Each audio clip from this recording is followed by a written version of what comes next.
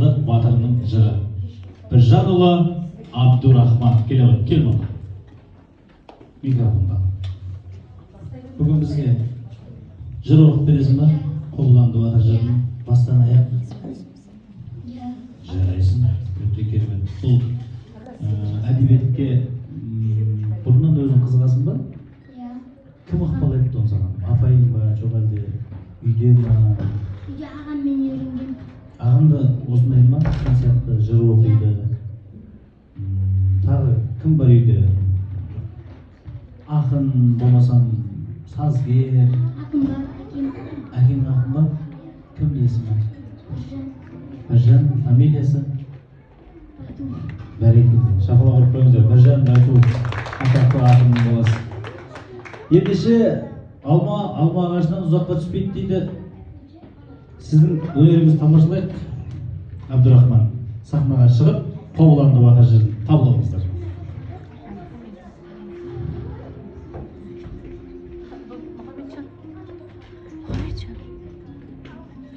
Біржанұлы Абдурахман, 2 сынып оқушысы.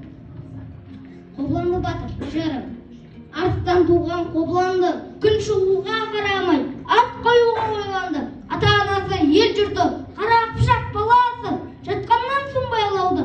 Қақпаның келіп алдына батыр Қобылан ақырды, нар түйедей бақырды, алшағыр деп шақырды. Ал алшағыр, сөзіне құлақ салшағыр. Менің атым Қобыланды, әуелі өзің қалмашық. Алды артында қармашық, қалдырмастан жылмашық. Арманда қапа қалмашық. 35 тонн кеш, қарның сүңгі үлешік.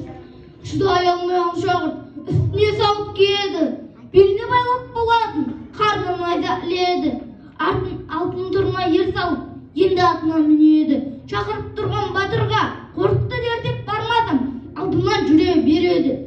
Жайықтың бойы қамысты, бермеймізден намысты. Екі батыр екпінмен жақындасып қалысты. Өшігіп жүрген батырлар бірау сөзге келмей-ақ, шегінісіп екеуі еменнен айда салысты.